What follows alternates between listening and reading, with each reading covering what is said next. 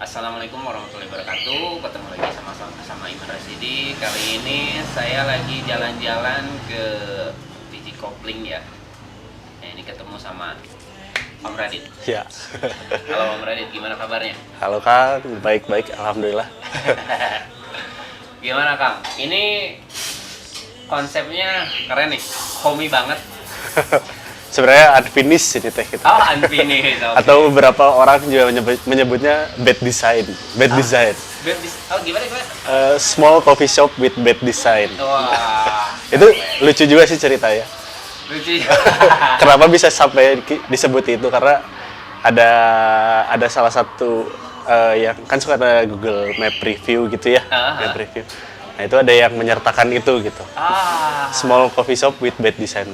Menurut kita sebuah negatif bisa jadi positif juga ketika kita angkat ke, maksudnya ya mungkin emang seharusnya seperti itu gitu.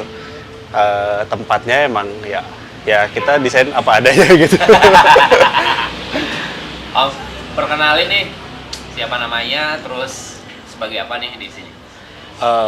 Saya Radit Tio, salah satu founder dari Biji Kopling. Jadi di sini tuh kita berdua sebenarnya dari awal. Pertama kali kita di Vespa itu berdua, sama ada satu lagi namanya Yuri. Cuman Yuri itu dia tinggal di Jakarta. Tinggal di Jakarta. Betul. Jadi awal tuh nggak langsung ke kedai ya? Betul. Dulu mah ya itulah berkeliling memakai Vespa. Tapi nggak keliling juga sih sebenarnya, keliling teh cuman kayak kalau emang dipanggil sama dulu temen suka ngopi gitu di Bandung teh. Kita dipanggil ke rumahnya, terus sudah gitu event ke event. Tapi ya akhirnya sih sebenarnya kemarin teh pas memutuskan untuk mangkal gitu. Mangkalnya di depan ITB, Itu? Jalan Ganesa. Jalan Ganesa ya. Oke. Jadi awal ngebangun Biji Kopling tuh memang pakai Vespa ya? Ya betul. Bike coffee lah. Kalau bike coffee mah ini ya, sepeda. Apa namanya, pakai sepeda ya. Itu sempat booming juga loh. 2018 tuh banyak orang yang bikin konsep kayak gitu. Oh gitu. Kalau nggak salah ada Kang Aan dari jauh sebelum kita sih. Kang Aan dari di Jatinangor tapi dia teh. Oh, di Jatinangor. Dia pakai sepeda, tapi sekarang udah ada roasterinya. Ada roasterinya. Oke. Ngomongin Biji Kopling nih, ini awal-awal mulanya bisnisnya terbentuk dari apa nih? Terus bisa kepikiran, pakai namanya Biji Kopling deh gitu. Apa ya? Ya dulu mah sebenarnya kita resign dari sebuah perusahaan sih sebenarnya sama temen. Kita harapannya sebenarnya mungkin nggak nyaman ya bekerja di bidang corporate atau bidang formal. Jadi kita coba yuk sesuatu yang mungkin yang nggak perlu modal besar, tapi dari segi exposure atau segi nyentriknya teh dapat gitu apa. Dulu nggak kepikiran sih mau bikin bikin kedai kopi pakai Vespa gitu. Dulu ya kepikirannya ya suatu tempat yang rumah yang kita seadanya tuh ya, cuman kita dulu koleksi cuman Aeropress V60 sama flat bottom gitu. Cuman ada itu awalnya gitu. Pakai manual ya? Manual semua. Manual. Terus udah gitu teman saya ini Yuri tiba-tiba datang pakai Vespa gitu ke rumah. Terus kita ya di situ berkonsep lah, kira-kira kalau pakai Vespa gimana ya gitu. Akhirnya kita buat sedemikian rupa. Ada dibantu teman juga untuk bikin coffee barnya di atas Vespa supaya bisa portable. Ya, Gitulah. Kita kerjain semua sendiri gitu sebenarnya. Cuman kita dapat bantuan dari beberapa teman kayak alat-alat untuk potong kayu, alat-alat untuk ukur dan lain-lain gitu sih. Karena dulu saya nggak bisa bertukang lah ya gitu, nggak bisa. Jadi kita dibantu sama teman. Nah itu awal mulanya itu tahun berapa tuh? Kalau dari segi ingin berkelilingnya sih 2015 sebenarnya. Cuman akhirnya baru ke eksekusi 2016 awal lah. Ya ya itulah pas Januarian gitulah mungkin. Nah ini sebelum berarti awalnya pakai Vespa, nah transisi dari Vespa sampai memberanikan diri untuk sampai buka kedai itu berapa lama tuh? Setahun ya mungkin. Nggak sampai setahun juga sih mungkin. Kita teh mulai Februari ya, Februari mulai berkeliling lah ya gitu, kemana-kemana iseng lah kemana. Ada yang beli juga paling 5, paling banyak juga 20 gitu semalam teh. Jadi kita teh kayak masih kepikirannya benar-benar hanya untuk kayak dari dulu juga kita nggak bisa bikin kopi. Jadi kadang kita kalau dulu mah datangnya teman-teman dari anak-anak kopi di Bandung lah gitu, mungkin Manual Brew Community gitu. Ya mereka yang ngajarin kita gitu cara bikin kopi di pinggir jalan sebenarnya. Jadi kalau dari situ ya pokoknya dari bulan Februari sampai bulan-bulan hujan lah ya, kayak dari November lah ya. Berarti nggak sampai 1 tahun lah ya? Nggak sampai setahun. Nah ini tiba-tiba kepikiran bikin stay kayak gini gimana Pak? Biji Kop Stay, Biji Kop Bring Stay. Enggak. Dulu saya sebenarnya setelah saya berdua ya sebenarnya pas awal kita bekerja, pas awal kita jalan gitu. Cuman maksudnya bukan setelah ya, maksudnya sekitar bulan Agustusan itu ada tim yang ada satu teman yang bergabung juga namanya Galuh. Galuh itu dia benar-benar dulu waktu awal saya keliling itu dia tiap hari nemenin saya gitu. Nemenin saya tuh kayak ya kadang ya sharing tentang kopi dan lain-lain gitu. Nah akhirnya saya ajak aja sih sebenarnya, saya ajak ayo atuh bareng-bareng aja yuk gitu. Maksudnya ketika saya ada halangan, kamu yang keliling, kalau enggak saya pagi, kamu siangnya atau kamu malamnya gitu. Gitu. Nah, itu Galuh. Nah, akhirnya kalau malam hujan kan, kalau waktu bulan-bulan hujan tuh malam hujan, terus nggak mungkin kita jualan. Kalau misalnya kita jualan, karena kita nggak ada lapak gitu kan, jadi ya udah ditutup aja gitu, ditutup, nggak jualan. Jadi ya udah kita nggak tahu mau kemana gitu. Akhirnya kita paksain buka pagi hari. Pagi hari itu dulu di garasinya sih di situ sebelah rumah. Bukan di sini, jadi ada sebelah di sana ya, yang sekarang jadi tempat garasi mobil. Itu tapi pagi doang, jam 7 sampai jam 10 lah. Itu lumayan juga sih, maksudnya unik ya, animonya bagus, unik juga karena kita sediakan sarapan juga, istri saya yang masak gitu. Dulu belum ada donat, jadi masih terkenalnya roti bakar telur keju. Saya juga seneng sih antusiasme dari teman-teman di Bandung gitu. Mereka tuh ngedukungnya dengan cara ya datang, mungkin mereka kayak unik juga gitu ya, di depan rumah pakai Vespa, cuman nyediain manual brew doang. Oh dulu ada coklat juga sih, sama ada cappuccino kalau pas sudah di depan rumah ini, karena ada Rockpresso. Dari situ di sini ini tuh dulu gudang. Ini tempat ini gudang. Gudang yang belum dicat sebenarnya. Baru dicat setengah doang. Terus saya izin aja sih sama eyangnya istri gitu. Atau sama budenya istri itu, kita boleh nggak pakai? Oh boleh aja sih, boleh. Karena memang ini nggak kepake juga gitu. Ya udah akhirnya Galuh itu, teman saya Galuh itu, saya tuh lagi pergi ke Jakarta lah gitu, lagi ke rumah orang tua istri. Tiba-tiba dia udah ngeberesin ini aja sendiri gitu. Itu yang sebenarnya memotivasi saya juga sebenarnya. Berarti jadi, dia mah tipe actionnya. Iya tipe actionnya. Kalau saya cuman kayak mending gini. Dia action set gitu. Dibersihin lah ini semua. Dulu sebenarnya lucu juga sebenarnya. Karena kayak si Vespanya naik ke sini kan, terus jadi waktu itu tuh masih tetap pakai Vespa? Masih. Jadi nggak di set seperti sekarang ini? Nggak ada. Vespa, terus saya udah di set lah Vespa, cuman belum buka. Terus kayaknya ada yang harus kita bawa nih, saya sama Yuri sama Galuh. Akhirnya bawa kursi yang nggak kepake di rumah, semua nggak kepake.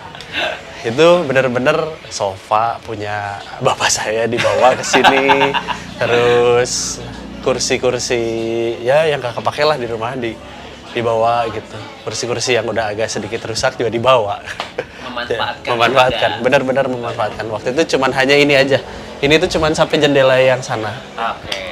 Jadi jendela yang sana sampai sini, terus depan sini belum ada sampai taman sana. Jadi istilahnya masih minimalis. Masih minimalis, benar-benar kecil. Ngomong-ngomong nih, ini berarti kan perjalanannya bisa dibilang sejarahnya cukup unik ya. Ya. Karena dibangunnya dengan modal, mungkin bisa dibilang ya modal seadanya ya. Ya. Atau modal nekat juga sih. Modal nekat. Kalau saya hitung modal tuh cuman sebenarnya kalau saya hitung modal aset ya, aset box Vespa-nya itu saya bikin 350.000 lah. Sisanya mungkin ya apa ya, sisanya mah kayak pelengkapnya gitu, kayak gelas gitu. Waktu itu teh gitu. Oh, jadi ya maksudnya kalau misalnya orang kalau niat bisnis mah ya, maksudnya niat jualan mah kayaknya jangan neko-neko dulu deh ya. Iya benar. Karena kalau misalnya terlalu tinggi juga kayaknya nggak akan jalan deh. Ya mungkin bisa disebut seperti itu sih, tapi ya itulah seninya kalau saya sebut seninya dagang, bukan berbisnis. Nah ini kan bisa dibilang bukan percepat ya, perkembangannya cukup baik nih. Jadi sekarang mesinnya udah pakai mesin espresso skala produksi, terus punya bikin makanan donat. Iya donat. Gitu. Nah proses dari situnya butuh berapa lama nih? Atau adakah investor atau memang menggolakkan uang yang ada atau gimana? Itu lama sih ceritanya juga sebenarnya. Jadi saya sama Yuri itu nggak pernah, saya jujur aja nggak pernah ngomongin omset ya sama dia. Iya. Intinya tempat ini harus selalu ada gitu. Harus selalu ada tuh karena saya sama Yuri tuh ingin menuangkan sesuatu di tempat ini. Jadi bukan untuk berjualan sebenarnya. Jujur. Dari ya mungkin jualan sih jualan gitu, cuman maksudnya ada satu sisi emosional yang selalu ada di sini gitu. Okay. Jadi ada atau tidak ada yang datang, buat saya ini harus selalu ada gitu. Selalu ada. Betul. Okay. Mungkin kayaknya kecintaannya itu, aduh kayaknya. Iya sih. Dalam banget lah ya. Dalam. Mungkin dalam, makanya ini kalau dilihat dari pajangan-pajangan dinding juga sebenarnya punya sejarah tertentu. Iya gitu, dari teman saya yang Yuri itu juga dia senang ngelukis kan, dia bikin lukisan. Kalau saya sih beberapa foto aja sih. Kalau saya senang foto, saya suka beli foto, saya pajang di sini gitu sih sebenarnya. Nah itu sebenarnya kan ya buat beberapa orang sejarah gitu. Iya, nah, benar. Jadi sampai sekarang ini di sini itu ngereyeh lah ya bahasa Sundanya. Bahasa Jerman. Ini kalau saya keuntungan bulan pertama saya jualan di lokasi ini, saya belikan meja kursi yang di depan ini yang masih awet 4 tahun. Ini yang depan yang coklat ini? Ya, dua set. Itu 2 set sampai sekarang masih awet. Nah, setelah itu ya udah, ketika punya keuntungan sedikit beli kalau ini dari rumah. Ini beli ini, ya semua beli lah. Jadi istilahnya berproses ya. Betul. Jadi dapat keuntungan tuh langsung kayaknya dibikin lebih cantik di kesini. Ya gitu. Atau mungkin bahasa bisnisnya sih investasi lah ya. Ya kita sebut investasi. Ke aset lah ya. Jadi kalau saya bilang sampai sekarang saya belum full untuk punya aset semua. Maksudnya belum memiliki full aset yang sebenarnya diharapkan di sini. Gitu. Jadi kalau ada orang yang nanya kapan bukanya, ya mungkin nanti akan ada grand openingnya biji kopling gitu. Ketika kita merasa harus selesai mendekor tempat ini. Cuman memang kembali lagi sih, memang tempatnya tuh pengennya unfinished gitu. Iya, iya. Unfinished tuh posisi barnya akan selalu berbeda. Ini udah yang 8 kali posisi berubah barnya. Gitu sih sebenarnya. Jadi buat saya berproses terus ya jadi memiliki sesuatu yang selalu baru gitu. Gitu sih. Ikatan emosionalnya cukup dalam lah ya. ya. Betul. Nah, kira-kira nih nanti ke depannya biji kopling mau di-set seperti apa nih?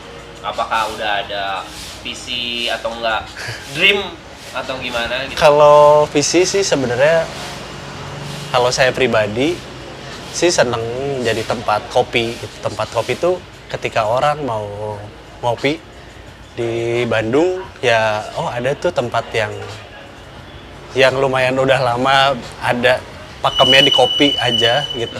Nggak ada yang maksudnya nggak ada bukan mix ya, nggak ada menu kopi yang turunan kopi yang berperisa gitu. Itu berarti bisa cari ke sini gitu.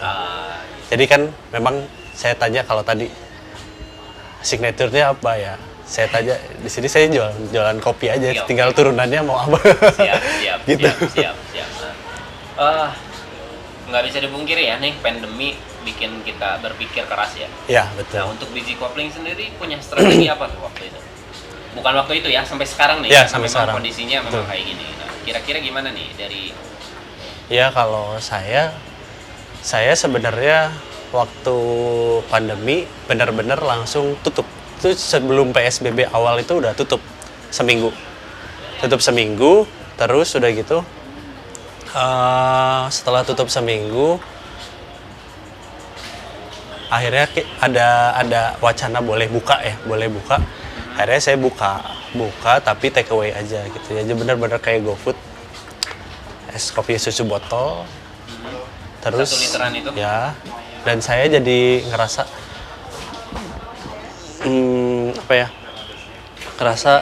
ternyata saya tuh nggak bisa apa-apa gitu, saya tuh nggak bisa apa-apanya teh. Jadi ternyata saya cuma jualan kopi dan tidak bisa berinovasi. Jadi benar-benar pure waktu itu saya hanya buntu tuh kayak ya udah yang penting saya bisa nutupin operasional, gaji, terus udah gitu karena saya beban juga nggak terlalu banyak ya kan, tadi saya bilang ngereyeh gitu. Jadi saya kayak ya udahlah kita udah dikasih rezeki 3 tahun sama Allah, di stop 3 bulan masa harus mengeluh gitu kan sebenarnya. Jadi ya udah mungkin waktunya kita ya maksudnya kita harus istirahat gitu. Rehat dulu bentar mungkin. Itu sih sebenarnya. Nah, akhirnya setelah itu baru di situ tuh saya jadi ngerasa ada keahlian yang harus saya kuasai selain kopi. Justru itu yang keluar. Okay. Itu akhirnya kemarin kita coba, saya pribadi coba bantu orang tua juga gitu masak. Akhirnya keluar brand masakan punya orang tua saya, namanya masakannya gudeg. Nah itu juga itu ada makanan itu kalau sekarang sistemnya PO, sekarang bisa kalau di sini hari Minggu aja. Nah jadi ya itulah keahliannya. Jadi 3 bulan itu teh jadi saya harus bisa masak nih untuk karena kan yang saya lihat ketika pandemi ini orang ternyata kebutuhan industri kuliner teh justru malah naik kalau kata saya lihat ya. Walaupun marketnya gede atau marketnya besar, tapi yang jualannya juga banyak. Nah, semuanya saya lihat itu keserap gitu. Keserap ya. Jadi itu memang sih strateginya yang awalnya buat jualan botolan, take ya. away, terus ya alhamdulillah bikin brand baru gitu. Ya, oke. Kalau nggak ada itu saya nggak kepikiran gitu. Rezeki pandemi ya. Betul. Karena ide tuh mahal ya. Ya betul. Ide tuh mahal. Nah, Om, kira-kira di sini punya menu apa aja nih? Kalau di sini sih, kalau kopi turunannya berarti espresso, cappuccino, americano, latte, hot cafe latte, ice latte, ice cappuccino, teh, ada teh juga. Oh, teh juga ada. Ada. Okay. Tehnya juga specialty-nya juga ada. Terus kopi filter, ya filter. Jadi lucunya sih sebenarnya gini. Saya tuh nggak pernah utak-atik menu di sini dari awal. Terus orang juga kayak jadi udah terbiasa ketika datang mereka tahu apa yang mereka mau gitu. Itu sih. Kalau ada yang mau es kopi susu ada namanya Rise and Fall. Terus kalau ada yang mau non kopi ada coklat dan matcha. Itu kayaknya udah spesifik ada di sini atau di kedai-kedai lain gitu. Gitu. Terus ada makanan juga. Makanan tuh sebenarnya saya berkolaborasi sih sama temen gitu. Makanan itu kalau hari Senin sampai Jumat ada namanya Rumah Mimi. Teman saya dia jualannya ramesan gitulah.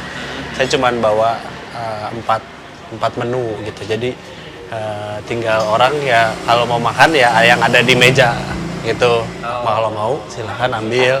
Nggak ambil ya. Pilih gitu nanti kita ambilin.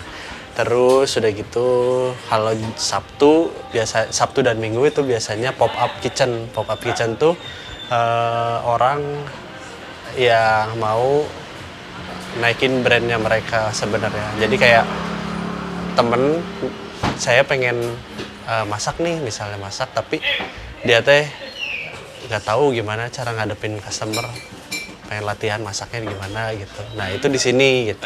Sok aja cek saya teh. Gitu. Jadi beberapa ada yang ya waktu itu dimsum, ada burger.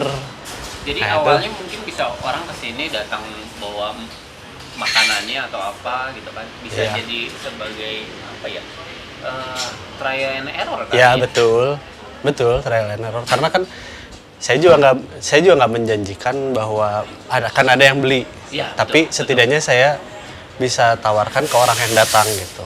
Itu sih sebenarnya. Itu sisi kolaborasinya. Ya, terus kalau hari Minggu ya itu kalau Minggu sekarang kalau Minggu ya setelah bulan-bulan pandemi ini ya tiap hari Minggu ada nasi gudeg rincukan. Yang brand baru tadi. Ya. Gitu. Nah, makanya di sini juga lucunya adalah sekarang tuh makanan dan minuman ambil di lokasi di sini di kasir ya gitu. Makanan dan minuman ambil di lokasi. Nanti kalau udah selesai minum ada meja kotor di luar. Sebenarnya ya betul. Gitu ya? Sebenarnya dulu kita pesimis juga sih. Mungkin ada nggak sih yang mau gitu. Nah, benar. Tapi ketika kita bicara psikologi orang gitu, kalau saya lihat. Jadi awalnya saya ya memang kalau ambil di lokasi pasti orang oh ya udah ambil di lokasi gitu. Cuman kalau nyimpen di tempat kotor itu kayak ngelihat orang tuh kayaknya harus dipancing ada gelas kotor di tempat gelas kotor. Jadi orang tuh akan terus posisi mejanya juga dikelilingi sama orang-orang yang duduk. Jadi orang tuh akan notice bahwa oh itu tempat gelas kotor. Jadi ketika mejanya udah terlalu banyak gelas atau udah mengganggu mereka bekerja berkegiatan, mereka akan secara sadar menyimpan gelasnya di tempat gelas kotor. Dan itu jadi kayak ngerambat gitu. Jadi ketika orang lain yang biasanya nggak nyimpen jadi nyimpen. Itu sih lucunya. Jadi dan saya lihat di sini kalau di sini reguler customer-nya hampir 70%. Jadi kita bisa tahu itu orang pesanannya apa, terus suka duduk di mana. Jadi kadang kalau ada yang datang, kayak misalnya tadi ada ya, pasti mau magic sama cappuccino. Jadi kita udah otomatis aja gitu. Si orangnya jadi jarang lihat menu gitu. 70% orang di sini tuh udah jarang lihat menu. Nah, itu bisa dibilang hospitality-nya ya? Iya, betul. Hospitality-nya kayaknya keterikatnya karena dia sering datang aja ya? Iya, betul. Jadi kita tahu gitu? Iya. Nah, ini bukanya dari jam berapa sampai jam berapa? Jam 7 pagi sampai jam 7 malam.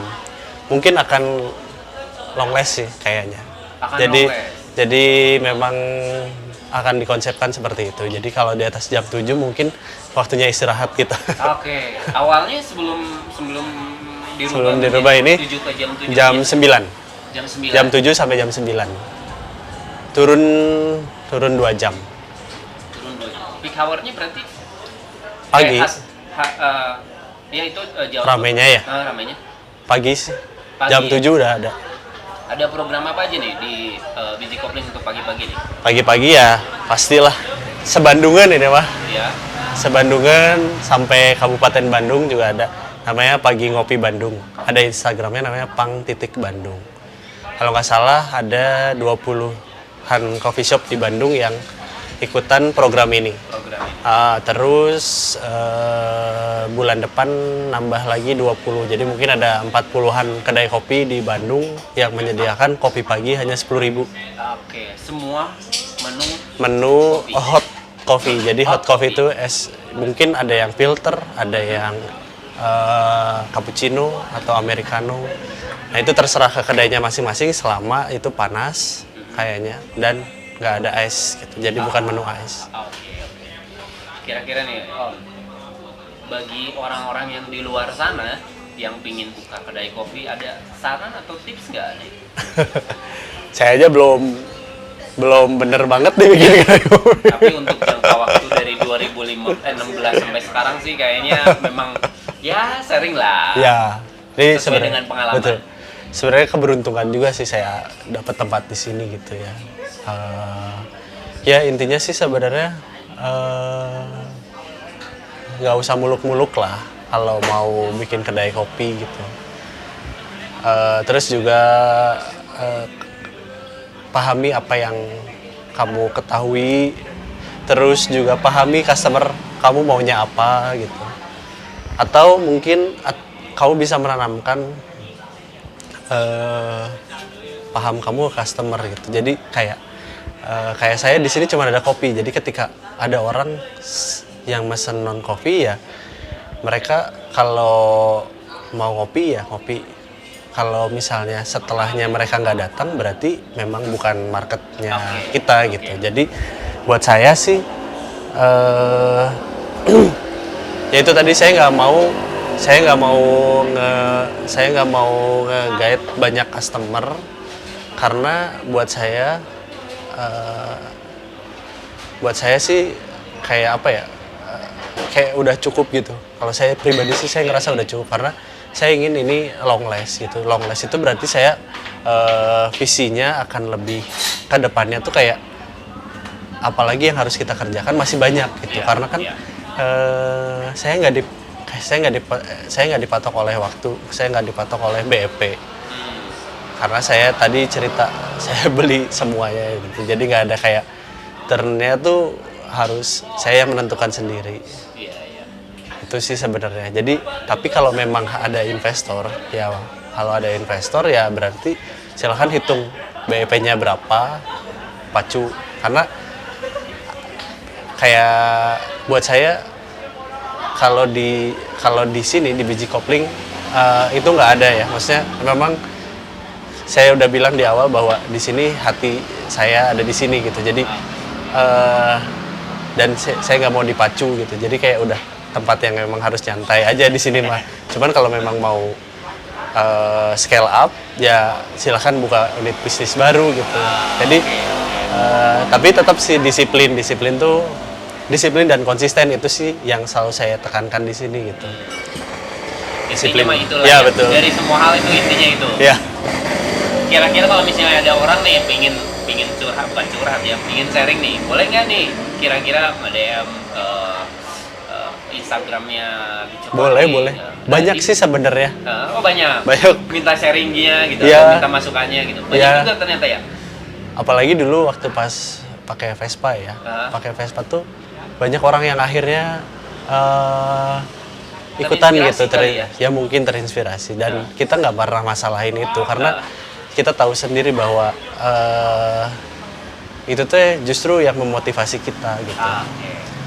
Dari Vespa, dari sesuatu yang kecil itu akan bisa menjadi besar dan itu nggak boleh kita lupain. Jadi kalau ada orang yang mau meniru kita, selama tidak meniru brand ya, maksudnya selama tidak meniru nama dan lain-lain itu silakan. Kalau misalnya kayak dia mau bikin pakai Vespa lagi ya silakan. Konsep mah boleh lah ya. Konsep boleh. Karena buat saya mungkin ya itu tadi mungkin orang terpacu dari situ gitu. Iya. Pingin nyobain juga. Iya, betul. Penasaran. Biji kopling tuh Instagramnya apa nih? Biji kopling. Biji kopling aja. Iya, betul. Oke. Biji kopling. Alamatnya di mana nih? Jalan Sangkuriang nomor 16 Bandung. Jangan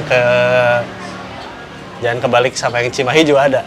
Karena dulu lucu juga sih ada yang. Iya benar. Sangkuriang Cimahi. Iya, bener. dulu ada yang pernah. Kang, ini saya udah di Sangkuriang nomor 16, tapi kenapa nggak ada yang biji kopling kata. Ternyata dia di Cimahi.